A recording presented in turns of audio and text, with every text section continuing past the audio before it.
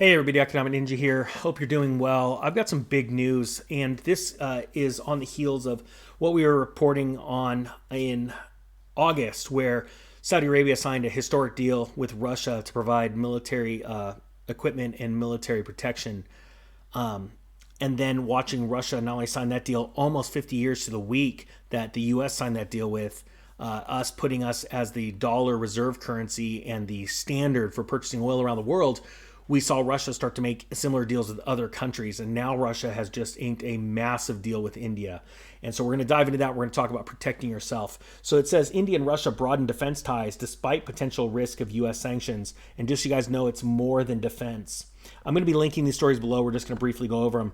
It says India and Russia on Monday signed more than 24 deals across a variety of sectors and inked a 10-year defense cooperation pact.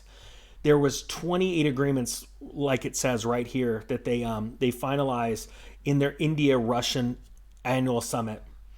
And then they also stated that Russia has started delivering its long-range S-400 surface-to-air missile systems. You know, that deal was brought out before that. But it's starting this is now not just a trend, it's happening. Russia is inking deals around the world right now for other countries to get away from the U.S. dollar and trade, and it is going to cause a massive collapse one day in the U.S. dollar. See, the U.S. dollar is one of the oldest running fiat currencies around in history. It is also one of the youngest countries on earth, and yet I believe that it's that old term, a pride cometh before a fall. And the U.S. is prideful right now, and they're not seeing the writing on the wall. Now, this is another interesting story that's coming out. Biden mulls cutting Russia off of SWIFT ahead of Putin's call in nuclear option Ukraine response. I'm going to tell you right now, I think that is complete crap. I believe that Biden is not mulling cutting them off of SWIFT. This is a bluff. And the reason why it's a bluff is because Russia and China put together a system, a messaging system like SWIFT, but faster and cheaper, called SIPS. And they did that long time ago, back in around 2014, 2015. It's ready for action. The facts are the world is getting ready to go off the dollar standard. The ECB and the World Bank has said things that are similar to it as well. In a day where SEC is tied up trying to steal more money from companies like Ripple because they're trying to stop XRP, Ripple is inking deals all around the world to use XRP as the platform for their new digital currency system. The facts are the U.S. has too much pride and it's about to come to a fall. Now, this isn't financial advice. I'm not a financial advisor. This is just what I think. Wealthy people are buying gold. Central banks, if you look, we're going to look at the world GDP rankings to give you an idea. You know, obviously the United States is ranked number 1 to 10. As of right now, it's still ranked number 1 with China in a close match to it, okay? Right here. Russia, they're stating as 11, right? But that's the thing that people aren't paying attention to. Too many people are looking at China and they're not looking at Russia. You know, Russia and China have been doing all kinds of work together over the last 15, 20 years to strengthen their relationship through trade and through currencies. And what I think is very important is to understand how big this is. India is in the top 10. Now, if you look down here, China, I believe, is even closer than the United States, but the facts are China is buying up gold at a rapid pace. China is protecting itself. Like wealthy people, they always keep a certain percentage of their portfolio in gold to protect themselves. And by the way, if you guys want to buy gold and silver, I do have a link of affiliate links below that I have worked with for a long time. I trust them. These are people that I know personally. And so if you want to check them out, feel free. If not, no worries.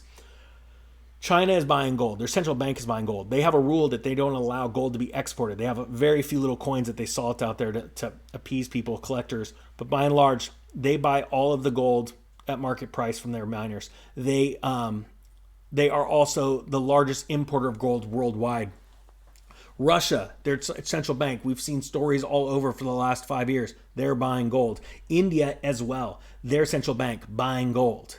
See, these countries all know something that the average person in America or Canada or North America does not understand, or Europe as well.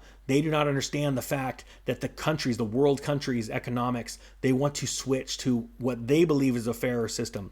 Whether it be an SDR, a basket of currencies, or a cryptocurrency, they want to go outside of the US dollar's grip on the world. Now, what should you do? Well, I choose to invest like wealthy people. I have a base of gold and silver in my portfolio. I have it stored in a secure place. My assets, I want rock solid, having real solid ownership, not being in crazy debt.